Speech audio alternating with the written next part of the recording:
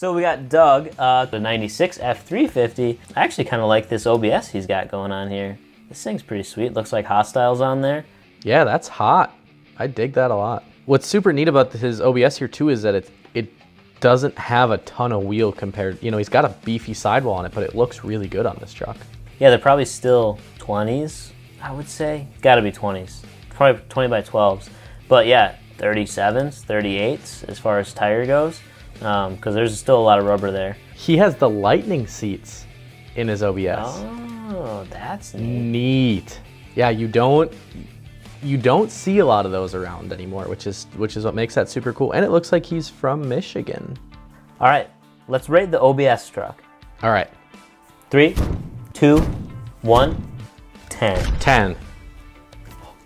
Did we just hit the holy grail? Bada boom. Yes, we both said 10. I think this truck is awesome. I think it's amazing. Yeah. I think it's extremely well done. You know, there's chrome where you wouldn't expect it. There's powder coating going on. Everything matches up really nice. The truck itself is in amazing condition, and it's on 40s.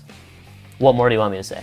Part of it could be our personal bias because you don't find a lot of OBS trucks that are this clean in the upper Midwest, but it looks good. Wheel and tire package is awesome. The little bits of chrome sprinkled in look great. I like it. I think it's perfect. Yeah, buddy.